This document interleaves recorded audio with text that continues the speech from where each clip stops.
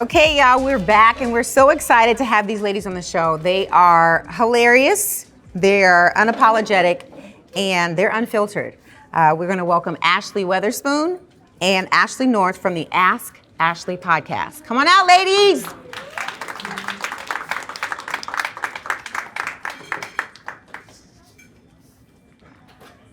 Hey. What's up, ladies? What's up? You want an inside or on the outside?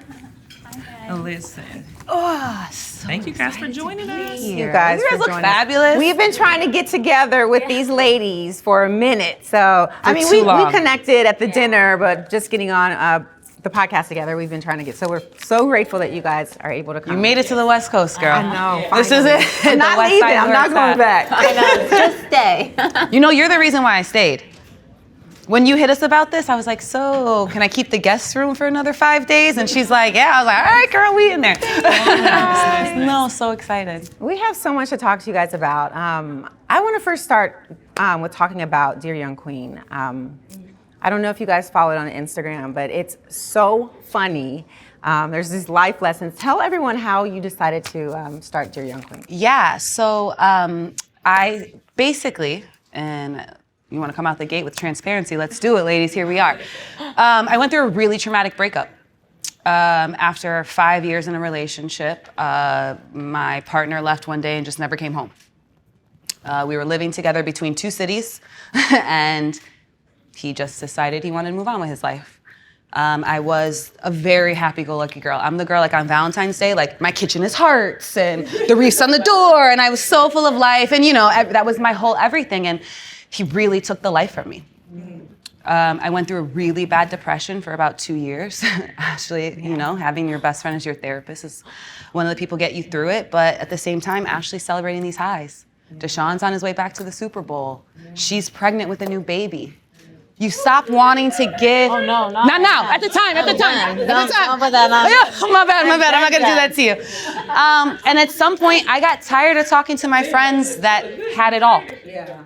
All of my friends had it all. They had their partners, they had their kids, they had their houses, they had everything, and I felt like I had been knocked down to ground zero. And so I started to write because I didn't feel like I could dump my feelings on my friends anymore. And I started a Medium page, and I started writing blogs, and they picked up. They started getting traction. And all of a sudden, I realized all of these feelings that I thought were feelings of being alone, there were hundreds of women that related to me. There were women that had gone through these things. And I said, you know what? I'm gonna stop being scared to talk about how I feel because I think everybody else has it and I don't. Yeah. And I just started to put out memes and blogs that were like, you know what? I'm not healed. I'm still healing. Mm-hmm. Or, you know, I don't trust this man that I went on a date with. Or he still lived with his mama and I'm not afraid to tell him he ain't got it together. You know, I just started saying whatever I wanted. And you're right, it just picked up traction and it gave me the confidence. It restored my sense of humor in myself. It really gave me life again. And it was this idea that I was running from women that I thought had it all, when really they needed a lot of me to admit my vulnerability. Yeah. So that they could live in their truths. And so that's how Dear Young Queen started, and it keeps continuing to grow, and I'm just, hopefully will stay authentic, stay true, and keep giving women a place to go and live in reality. Yeah. I'm glad you did that because I feel like in general, whether it's relationship issues or issues with finding your career, really finding yourself in general, I feel like people suffer in silence because they're embarrassed to put it out there or whatever. But once you do start being transparent with what's going on with your life, you feel like, okay, well, actually, I'm one of about 75 other women that are at this stage or whatever that feel like they should have it together, but they don't, and it's okay. And I was so embarrassed, and it took me putting out 2 blogs before another woman reached out to me, and she said, hey, my boyfriend also plays in the NBA, and he also never came home this year.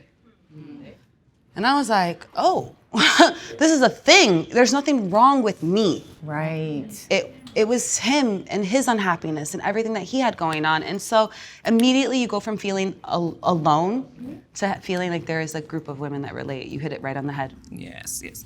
Okay, now Ashley. Yes. I was following you for a long time. Because my husband, he's a big Kevin Hart fan. And whether he's sending videos of Kevin, etc., I'm always like, oh, Kevin look nice, kind of thing. So how did you get into the styling industry or fashion industry? And Yeah. So I'm originally from Seattle, and and I started working with a local magazine after graduating from college because I literally had no idea what I wanted to do. And with the on-staff photographer, I was like, let's do a fashion let's do like a fashion shoot. And he was like, okay, let's do it. And so I started like producing it. I found the models. I went to Nordstrom and got clothes, and I produced this whole shoot, and I had no idea that this could be a career. And so once I did that and I loved it, and I was like, wow, this is what I want to do. And so I researched it, and I was like, okay, I'm going to go to fashion school. So I moved to LA, and I went to FITM downtown and immediately started assisting stylists, and kind of just everything just really fell into place, which is how I knew I was doing what I was supposed to do. Kevin was actually my very first client. Wow. I met him at a party, and I had my little business cards printed. I had never styled anyone on my own. But you had them cards. At all, yeah. But I had my business cards, Ashley North, stylist. Like, here you go. I saw him at a party, got brave enough. At this time, this was like 14 years ago. So he was really just like the guy from Soul Plane at the time. That's how I recognized him. And I just went up to him, handed him my card. And literally like a month later, he called me and was like, hey, I'm doing this show on BET. Do you want to dress me? I'm like, yeah, let's do it. And literally the rest is history. He's been my longest and most loyal client, and opened a lot of doors for me. And I'm very grateful to him for that. So yeah. I love that story because you were prepared for the moment. Oh, yeah. Like you said, you're like, I haven't even done this before, but I have my cards. So I was my little business cards. Now people don't even have business cards really anymore. But 14 years ago, that was all you got. Like, call me on my home phone. Here you go. Like, page me.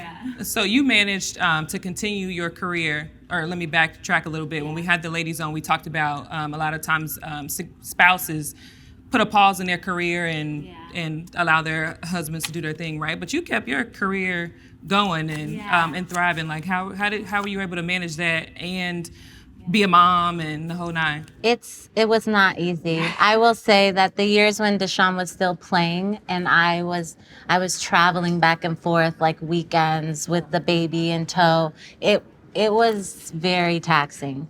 And I will say that there were times where my career just had to take a back seat because, my family is most important always. So there were times when I would miss out on opportunities and whatnot. But, luckily I had a client that was loyal to me and was willing to work, with me and my schedule. But it was exhausting. It was exhausting. It was a lot of traveling with like a 2, 3, 4-year-old. Like, it was a nightmare, actually. She's like, it was a nightmare. When he retired, I was so happy. I was like, yes. But no, it wasn't easy, but I knew that I wasn't going to give up my career. It was something that I was so passionate about. And I always tell women, like, it's important to like be the support system and the backbone for your family, but it's also important to be yourself and explore the things that you want to explore and stay true to who you are. And Deshaun was always very supportive of that, so I got really lucky, but it was exhausting, I will say. I'm still tired from all the years. Styling, you just styled, who did you had a client for the NFL Honors. I did. I styled Keegan-Michael Key, who hosted the NFL Honors, and he's actually a new client. That was the first time I had worked with him, but it was great. And it was fun to be a part of the show, because I've been to the ESPYs, but never attended the NFL Honors, so it was really nice to be there backstage and like see everything. Yeah. So how do you come up with, do you meet the person, do you see their personality, or do you already have an idea in mind and you're like, okay, I know what I want to put on you? Yeah, so it's interesting because, as a stylist, like you have a vision of like how you want someone to look. Mm-hmm. I've also, sort of cultivated, I guess what you could call like sort of like a signature style for myself or what I'm best at. And so I think a lot of times clients will reach out to you knowing like, oh, well, she does this. This is her body of work. But you do have to really work with the client. Everyone's different. And so just going into like meeting new clients, you want to fuse the two together. Because it's like, I can make this look, but if you can't pull it off or if it doesn't fit you, you're going to look ridiculous regardless. So we're shooting both of ourselves in the foot. So I always try and work with the client and, like someone like Kevin, he can do a lot. Someone like Keegan, he's a little more classic. Like he was really interested in like a 3-piece suit. I don't really do a lot of 3-piece suits, but I'm open to it. Let's do it. We'll figure it out. Here we go. You know, so it's really a collaboration between me and the client every time. I would say is like, you know, Ash has just recently picked up some big NBA clients, NFL clients, Myles Garrett, Donovan Mitchell, and I'm watching her also like go from, she does red carpets, actors, right? And now all of a sudden like tunnel fits are a thing. You know what I mean? Like tunnel fits are everything. So I'm watching her be like, wait, but it needs to be tailored and I want this and she's not listening and I'm like, I know it's a new space. So it's really cool that as you ask that question, like I'm watching her even fine tune it right now with a new clientele. It's really cool. Nice. Okay, so let's get into this podcast. Yes, Ask Ashley. Wait, before you get into it, how do you guys differentiate yourself? Because you guys all know they're both Ashleys. So like, when you're on there, is one Ashley North, one's Ash W? This is like a question. Yeah. You're gonna answer to any name, Ash, Ashley, like whatever it is, you're gonna turn around. Actually, that also gets us sometimes too. It's like, yeah, no. So there is really no difference. We just have to make eye contact. Like, okay, you're talking to me. Got it. But she's Ashley and I'm Ashley W. Got it. Okay, fair enough. All right, let's talk about Ask Ashley. Y'all, listen. I don't know if they know. I mean, y'all getting a glimpse of just the true transparency. But okay, so why did you guys start the podcast? And Yeah. So naturally, as I just explained to you guys earlier, I had been in this place where I was trying to refigure out who I am as a single woman with no partner and all of those things. Someone had, unlike Ashley, had given up my career to participate in his. And so we knew that while we were best friends and we were each other's support system, we did see things a lot differently in life. I have a little sister who's 24 years old. At the time, she was going to Vanderbilt and her boyfriend was a senior at Michigan State in the Final Four. And my sister had all these dreams and aspirations and things that she aspired to that from what she saw on television. She saw girls that looked like us, that were only standing next to men as their support system, their basketball wives, their love and hip hops and all of these things. And while I was trying to combat that with Dear Young Queen, I wanted to do more. I wanted to show young women that you could have it all and still be rooted in education and still be rooted in your career and still have extreme confidence. And I knew that that was one thing together that we shared and we built each other up in. So we talked about it for a while. We're like, you know, honestly, we want to give women a real look. Yeah. Like, it looks cute to dress up and be on your red carpet or whatever, but can we talk about the fact that he didn't come home till 4 a.m.? Can we talk about what it means to forgive someone that's like hurt you and hurt you and hurt you? And we wanted them to know that there was like another side to this life that young women were aspiring to. And we didn't want to shit on it. We didn't want to put it down. Yeah. We just wanted you to know that sometimes it hurts and sometimes it's incredible and sometimes it opens up doors and sometimes it shuts doors. And so we probably, 2 years? We went back and forth like, let's do it, let's not, let's do it, let's not. And we started to see some of the examples that we didn't want pop up more and more. And we're like, we have to. Like, we don't have a choice anymore. And so we started our podcast a year ago. We're 1 season in. And we spend our time just really discussing what we like to call the fuckery that women go through. From parenting a terrorist 4-year-old to like disaster dates. And we wanted all of it to be on Front Street. And we wanted women to live in their truth and know that you could still be cool and you could still have a great career. You could still be popular on Instagram or whatever these young kids care about. But also you needed to be rooted in something more. And so that's why we started it, and we're a year in, and I think we're achieving that goal. I think so. Yeah.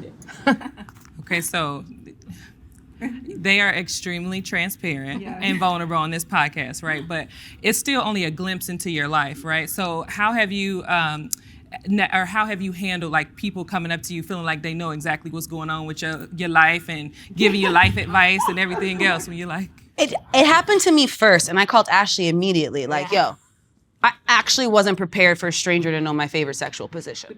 Like, it was fine while we were in the studio recording together and it edited and it went out to the world, but when I was in Nordstrom and some girl walked up to me, she was like, I love this too. I was like, oh, they can't know this about me. So yes, that was when it first happened to us, I was like, oh, people want to talk about my sexual life with me, and I'm like, oh no. but there's something really freeing about it.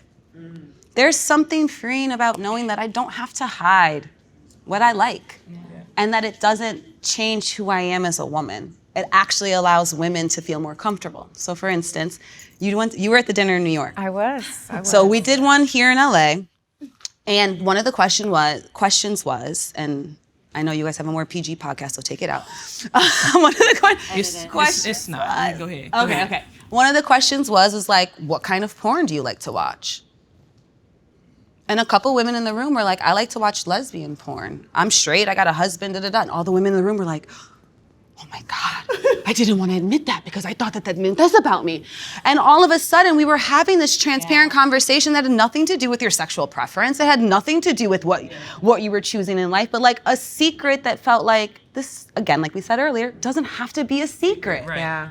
It's like that one person that says something and everybody's like, oh, you know? Yeah. I love my man. You know what I mean? It's got nothing to do with it, but I've never felt comfortable sharing that maybe something like that could have ever piqued my interest. And so while it's a little scary, it's very freeing. Yeah. It's very freeing. But on the opposite side, what about the people that are like, like, you know, and there's those people and there's like, and they like, what? I like to do that, and everybody's like, School drop-off, they know your business. I know. I struggle with that a little bit because I do have young girls and we are fairly open. Yeah. And I struggle with that a little bit, but at the end of the day, I think I'm raising girls that I want to be themselves and be authentic and empowered to just truly be who they are. And so, like, yeah, there's some things that I definitely don't want my daughters to hear or know. Which is why we have premium content. Yes, if you subscribe, you can pay to hear it. But at the end of the day, like, I did a reality show, and one of the reasons why I wanted to do a podcast was because I did this reality show and I thought, oh, this is going to be great because I'm going to be able to show people like who I really am and like what this world is about and like what I do. And it was the complete opposite. Yeah. It was so produced and so scripted. And I came out of that it was an awful time for me. And I came out of that feeling very discouraged. And, you know, like you're saying, people get this idea of you and it was nothing like I really was. So for me, the podcast has actually been great because I've been able to now present who I actually am. Yeah. And be in control and of be it. in control of it. And that's one thing that I've really enjoyed. So. And the other thing that's important too is that sometimes we have conversations and 24 hours later, she's like, you know what?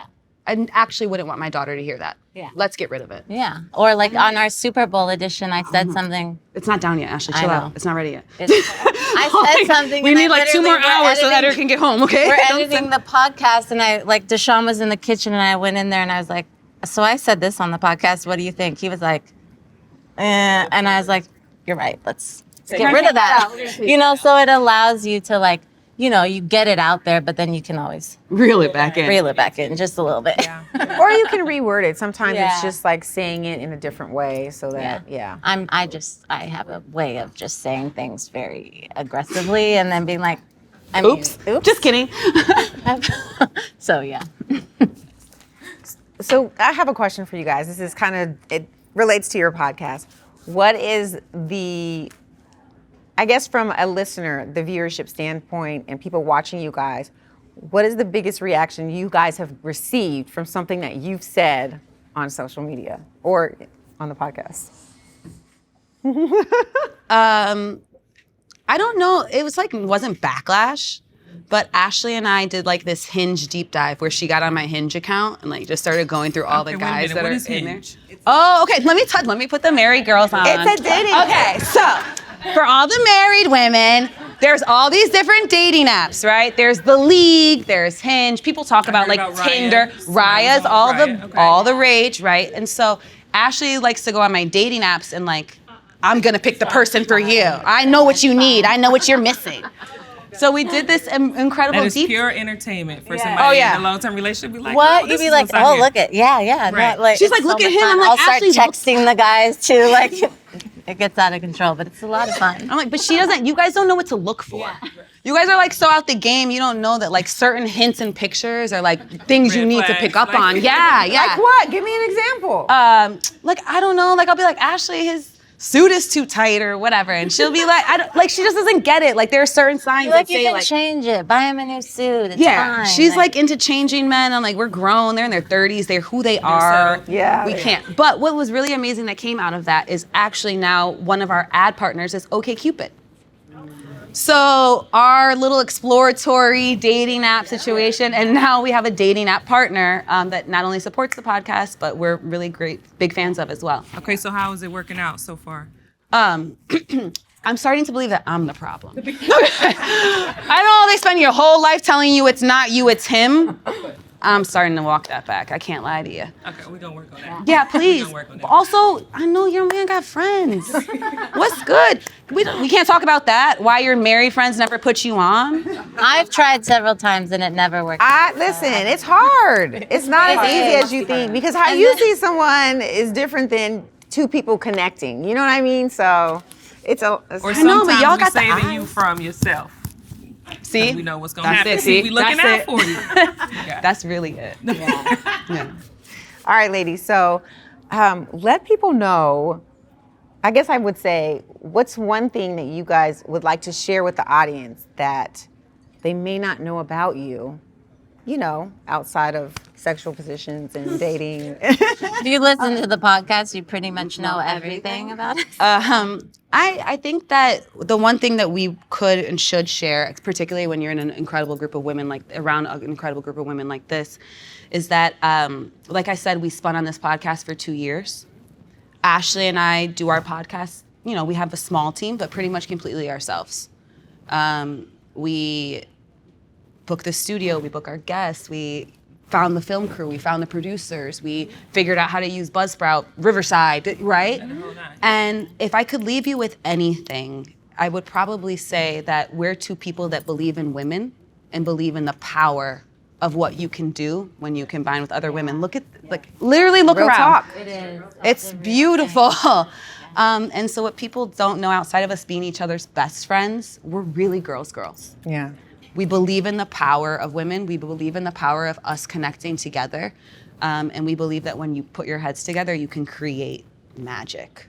Look at you guys. I know. Look at you. Hello? I know you're on year 3. Like, this is a big deal. You guys should pat yourself on the back. really it's not just amazing. the way. So she is like, I looked at her when she started bigging you up immediately. Like, you really are a girl's girl. Oh, thank you. Yeah, definitely. Yes, we appreciate that. And Wait, before we go, we need y'all to commit live on air. Yeah. How much longer until we get you on Ask Ashley You the gotta podcast? come on Ask Ashley and answer our Give questions. me a reason. Y'all gonna to leave learn the where kids your at home. husbands, tune your husbands out. Y'all gonna learn what you really want to know. she's right. Even when when I went to the dinner, some of the questions you were asking, I was like, ooh, this is getting real. I had to get my mind right. But also how It was fun. It's fun. It wasn't like fluff conversation. It was like you were asking real conversations, real questions, you know, and made people really think. You know, it's not rehearsed. You have to think about it. So it was fun. So sometime before season 2 is over. I got you. Absolutely. Yeah. Okay, Absolutely. all right, Gonna all make right. it happen. You have until July. Okay. Thank you, I think ladies, we so make it much up. for joining us. Thank We you for appreciate having you. us. We're so proud of you guys. Keep doing what you're doing.